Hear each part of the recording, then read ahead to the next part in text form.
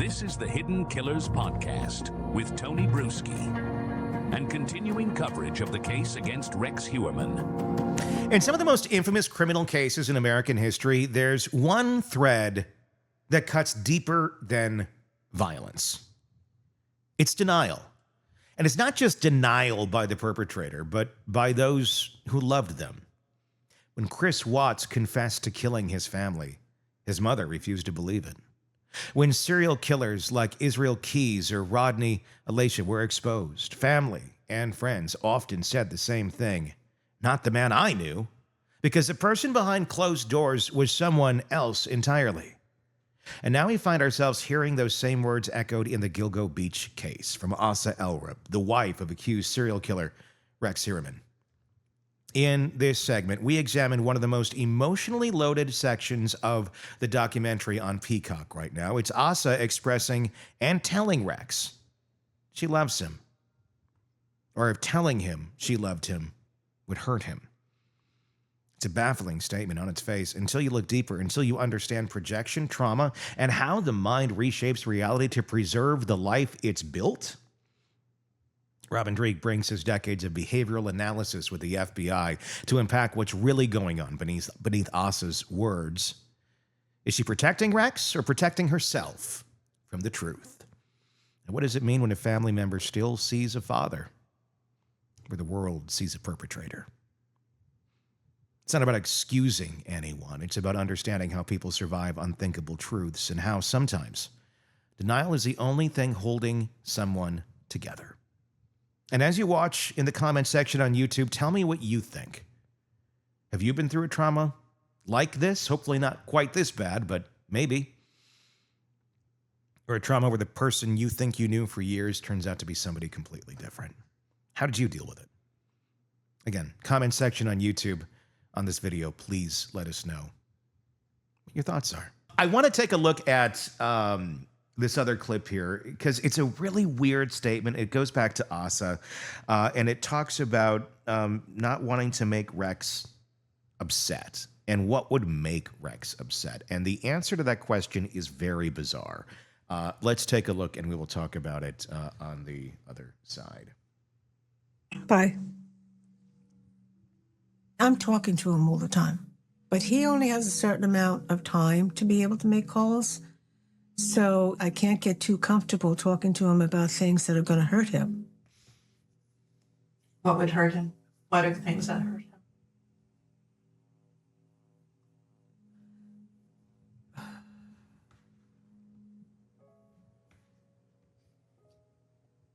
him?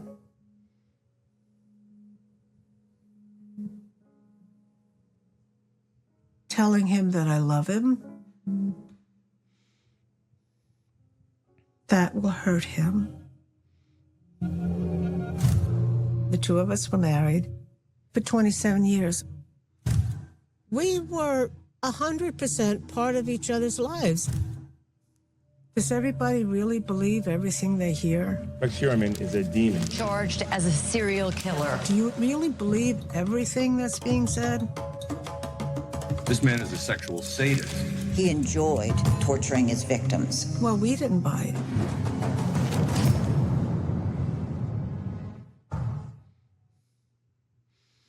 Telling him that I loved him, that would make him upset. What does that mean? So here's my conjecture. Yeah.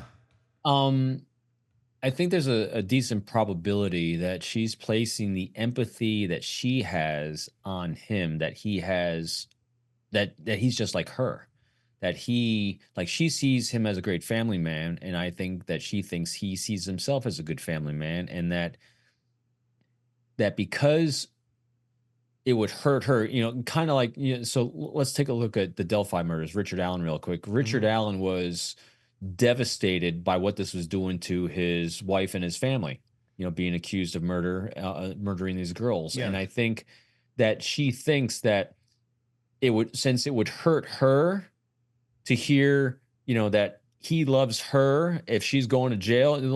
I think it's the pain of the relationship, the pain of being emotionally separated is what would hurt her, was being emotionally separated from the family man. And so I think she's then reversing and putting on him that he wouldn't want to hear how much she loves him because it'll hurt him even more that they're separated. I think that was the really intent there. What was interesting also was you see how long of a pause she had too with the blocking of the eyes closed, because she's really trying. I don't think she understands what would hurt Rex. I think what she was thinking of was what would hurt her to hear, and then place that on him, because it would hurt her to hear him say how much he loves her, because it would just remind her that they're separated and might not ever see each other again. Yeah. So again, I think it was her superimposing what she would feel on him. That makes sense. Here's another clip of Asa talking about This is life. going to be the first time that I'm going to go to court and see Rex. Of course, I'm anxious. Everybody's going to be staring at me. That should do it. All of these girls that were found on Gilgo Beach, they were girls. They were somebody's daughter. They were somebody's sister. Nobody deserves what they got.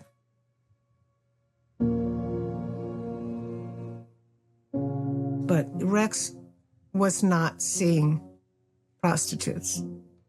He's a family man. He didn't do this. I would need to hear it from Rex, face to face, that he killed these girls, for me to believe it. My husband never kept me out of anything. That's why I'm going to the courthouse.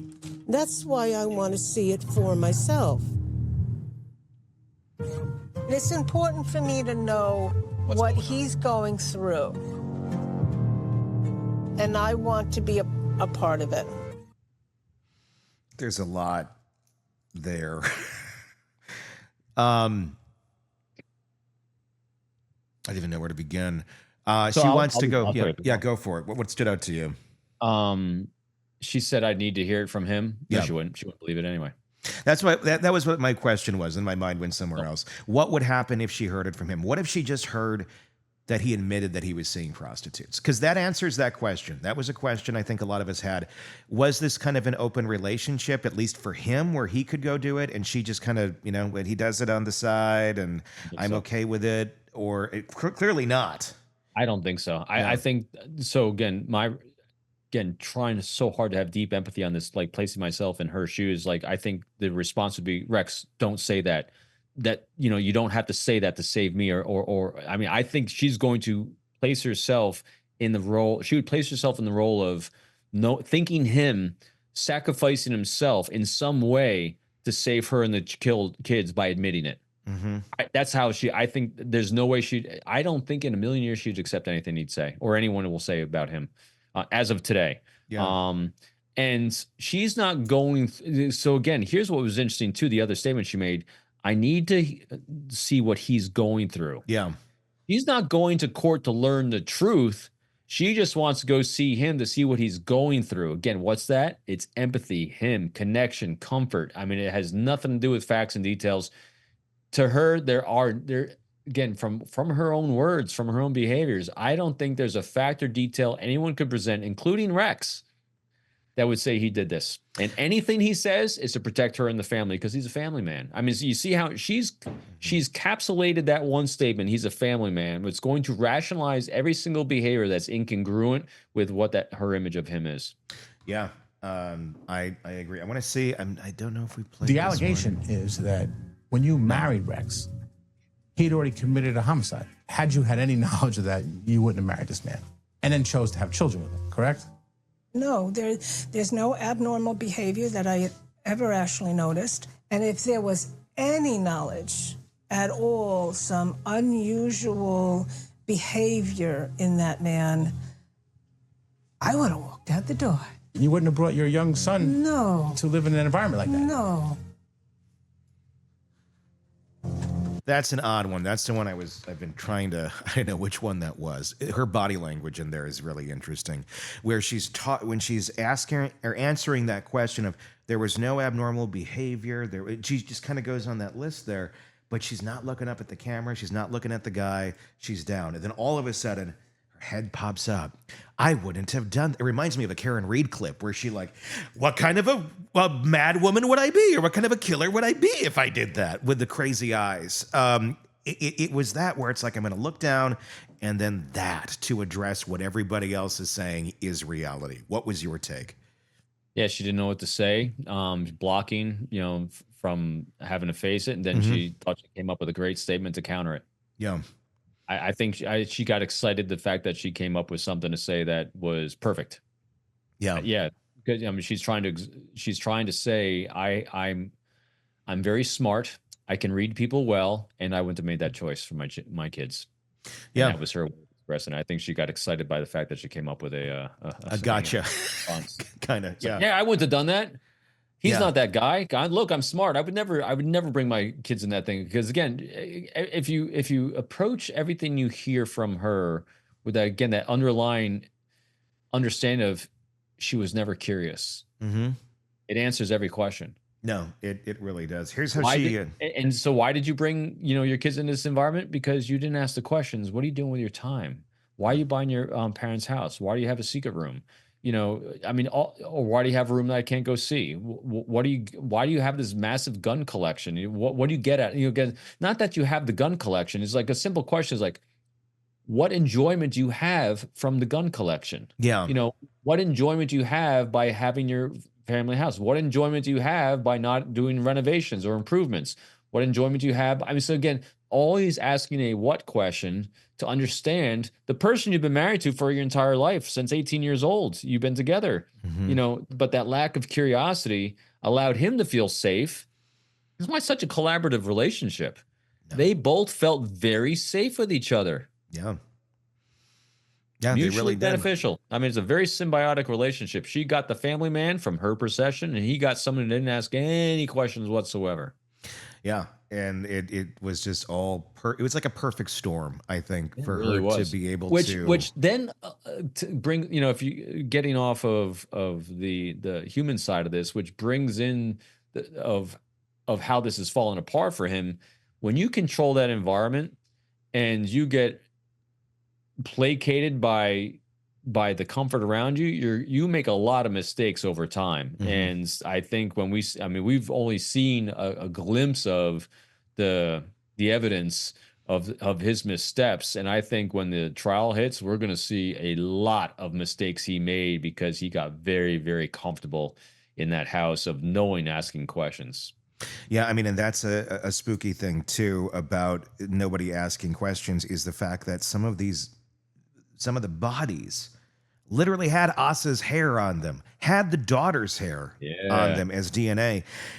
I mean, if that's not, I mean, I don't know what's going through her mind, going through Asa's mind, other than, is this just some big setup? They're framing my husband. I mean, she doesn't say those sort of things in this documentary at all, but you'd imagine there has to be something going through her mind of, well, what is the real reason? If it's not him, how did this happen? How did they find this stuff? How did this all work out? Is it all a setup? I mean, that's an easy one just to jump to if you don't have any explanations and you feel you don't need to come up with any. You just tell yourself that. But you're actually being curious that she's not. Then she may not even be wondering at all. It's just that's not it. Yeah. She's not wondering who did it. She just knows it's not him. That's all she's focused on. The family man doesn't do that. Yeah. I don't know who did it because it's all set up, because Rex is not that guy. It keeps circling back to the simple thing. She's not curious. She's not asking questions, and she doesn't. It's not that she doesn't even want to know.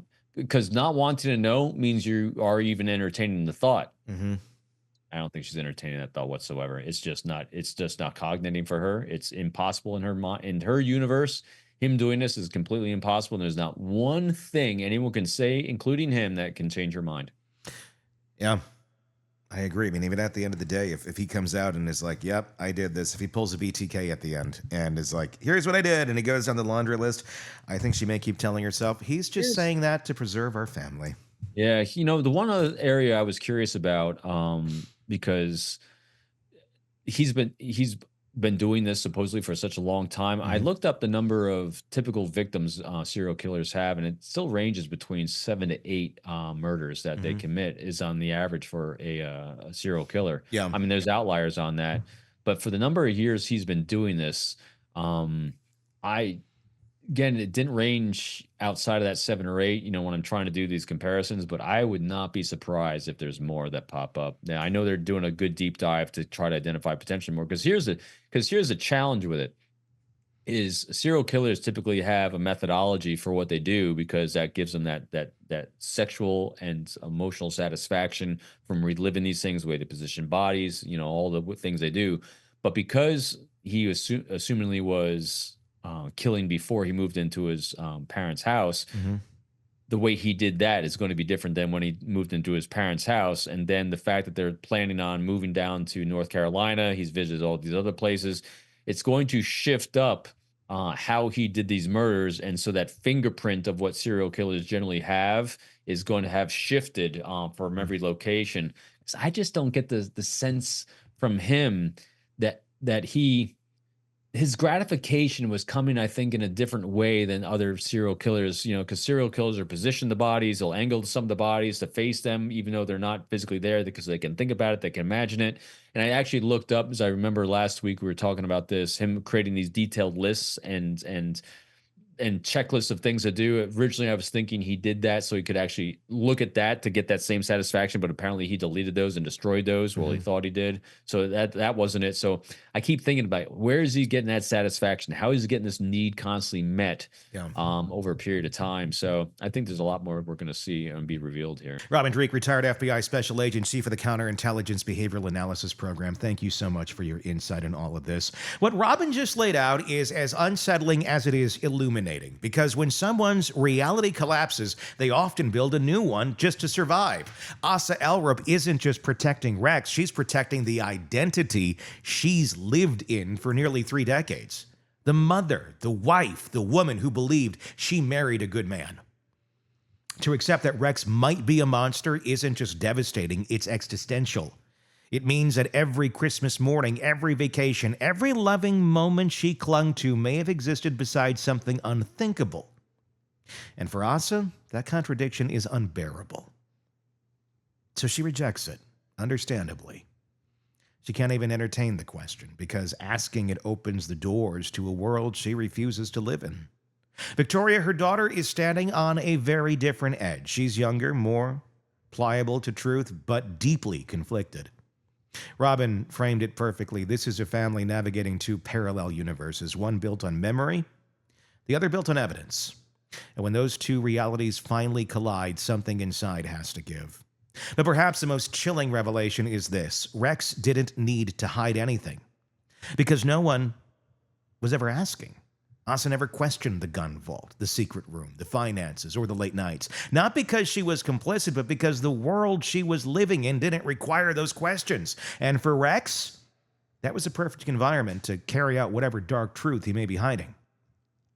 This is more than a case about a man accused of a serial murder. It's a study in manipulation, emotional survival, and how denial in the right setting can become just as dangerous as the crimes themselves. Let me know in the comment sections what your thoughts are on this case. And be sure to press subscribe on YouTube if that's where you're watching us. If you're listening to us on Apple Podcasts, Spotify, iHeart, wherever it may be, please hit subscribe there as well. And do check out our YouTube channel. Just search Hidden Killers with Tony Brueski to join in that conversation. Until next time, I am Tony Brueski. Thank you guys for listening. Thank you guys for watching. We'll talk again real soon. Want to stay on top of the latest true crime cases? Press subscribe now and never miss a breaking update from the Hidden Killers podcast and True Crime Today.